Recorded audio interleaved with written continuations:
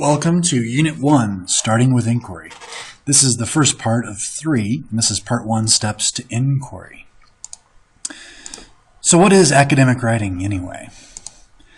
In the strictest sense, it's what scholars do to communicate with other scholars in their fields of study, whether it be psychology, anthropology, philosophy, English, communications. All those different fields of study have to have a way of communicating, and that's often done through academic writing. This might include something like a research report in biology, an interpretive essay in literature, media analysis, and film studies. Also, academic writing is used to communicate ideas in interdisciplinary courses and conversations. Think of this as maybe a psychology professor working with a biology professor to write a research paper together, and in that sense they're combining their two fields, psychology and biology, and that makes it interdisciplinary. And they have to have a common way of talking and communicating ideas between their two fields of study, which is where academic writing is a valuable skill. And to be a successful college student, you have to learn to think, read, research, and write like an academic. They use a specialized kind of language, and it's different than everyday, normal conversational language that we use in our daily lives.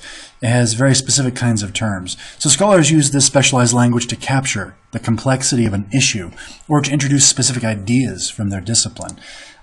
Every discipline has its own vocabulary and to express certain ideas very precisely. So for example, in physics you would have the term centrifugal force, in psychology, an Oedipus complex, and in creative writing, in poetry specifically, you have onomatopoeia. Those terms carry with them a history of meaning. They help us describe the world specifically, not generally. And that's what we're after, is very specific ideas. These terms can help us better understand how things work and how to make better decisions about what really matters to us. Argument is another central feature of academic writing. Really, it's the central feature of academic writing and academic discourse.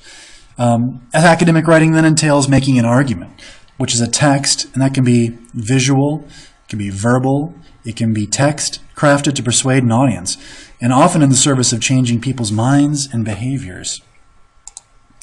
Sometimes we write to convince people who might be on the fence about a subject. They don't really have one strong opinion one way or the other, or they're not really sure what they think about it. And other times we're trying to actively persuade them to change positions on a subject.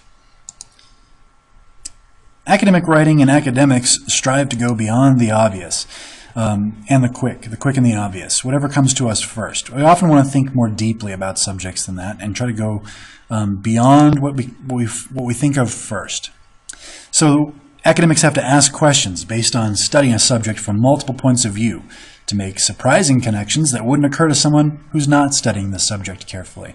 And it's those connections that seemingly are between two disparate or very different things that have no connection. Making that connection is a vital part of being a good academic writer.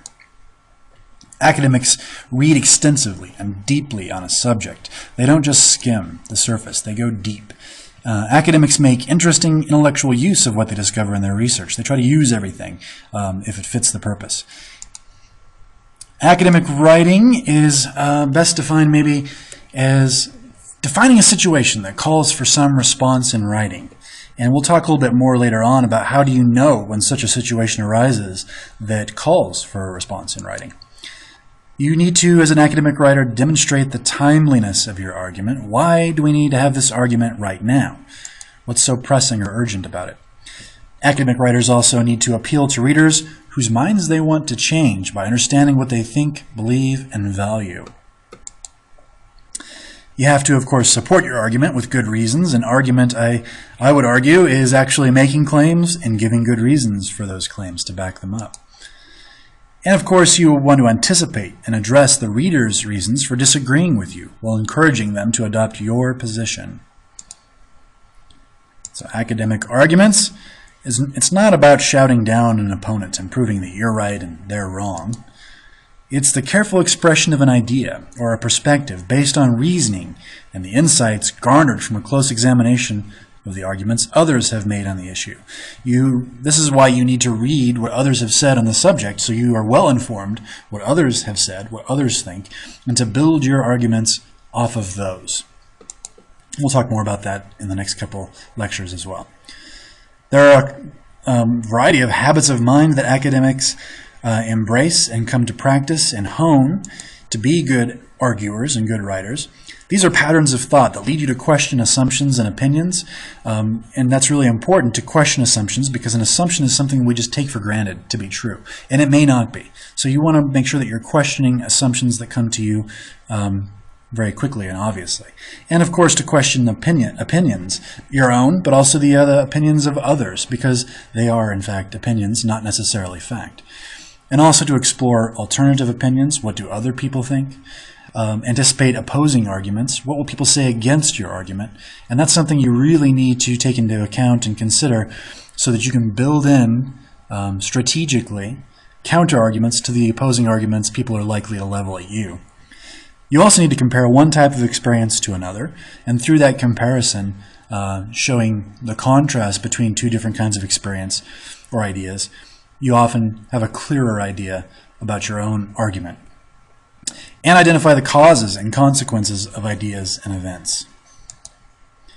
These are forms of critical thinking that demand an inquiring mind that welcomes complexities and seeks out and weighs many different points of view. A mind willing to enter complex conversations both in and out of the academy. And I think people often assume that academic discourse and academic writing remains strictly inside the walls of colleges and universities within academia. But actually there's a lot of crossover between academic arguments and popular culture. Academic arguments influence popular culture, and vice versa. Popular culture influences academic arguments. How do you go about making an academic argument? You probably want to start with analysis. That's one of the key features of being an academic. Analysis simply involves breaking something down into its various parts and reflecting on how the parts do or don't work together. Think of it like taking a car engine apart and seeing how it all works, how the parts do their own function and contribute to the function of the engine as a whole, and then putting the engine back together again. By doing that, that's a form of analysis, a hands-on kind of analysis, but you will understand car engines much better if you do that. For example, when you deliberate over your vote, you may consult one of those charts that newspapers often run around election time. They have this list of candidates that appears across the top of the chart, and a list of issues on the side, and you can scan the columns to see where each candidate stands on the issues, and scan the rows to see how the candidates compare on particular issues. And the newspaper editors have performed a preliminary analysis for you, and they've asked certain questions to do that. Who are the candidates? What are the issues? And where does each candidate stand on those issues? And the habits of mind and practices valued by academic writers are probably ones you already share. You're behaving academically when you do comparison shopping, or you deliberate over casting a vote in an election. Academic habits of mind are all basically analytical. When you consider a variety of factors, the quality and function of the item you plan to buy, how it meets your needs, how it compares to similar items before making a shopping choice, you're conducting an analysis. But once you've done that analysis, you still have to perform your own analysis of the information before you cast your ballot. You have to make up your own mind. The newspaper editors haven't told you who to vote for. They've simply presented your options. So suppose no candidate holds your position on every issue. Whom do you vote for? Which issues are most important to you? Or suppose two candidates hold your position on every issue. Which one do you vote for then? And what characteristics or experiences are you looking for in an elected official? And you may want to investigate further by visiting the candidates' websites, or by talking with your friends to gather their thoughts on the election. And in that sense, you're seeking out other points of view, other opinions, and that helps you make your own decision. Analysis involves more than simply disassembling or dissecting something. It's a process of continually asking questions and looking for answers. Analysis reflects, in the best sense of the word, a skeptical habit of mind, an unwillingness to settle for obvious answers in the quest to understand why things are the way they are and how they might be different. So a skeptical habit of mind, the important thing to keep in mind here is that since you're looking to go beyond the quick and the obvious and not just go with the first assumption that comes to you, you need to be somewhat of a skeptic and question the assumptions that come to you first, and question whether that assumption is true and if there's a different truth out there that you might adopt instead. So it's always good to be a skeptic first and question everything first. So how do you do that? You ask good questions. And you'll find that the ability to ask good questions is equally valuable in your everyday life, as you already know. Asking thoughtful questions about politics, popular culture, work, or anything else are questions like these. What exactly did that candidate mean by family values, or values for all of us anyway? For example, you might want to question, well, what is this candidate's definition of family values? And does that definition actually make it the best value for all of us? Or what is lost and gained by bringing Tolkien's Lord of the Rings to the trilogy to the screen? What does it take to move ahead in this company? This is the first step to understanding how the world works and how it can be changed. And good academic writers make inquiries. They ask questions. They're inquirers. They're curious. They want to know things. And not just the surface things. They want to understand the deeper how and why of things. So academic writers usually study a body of information so closely and from so many different perspectives.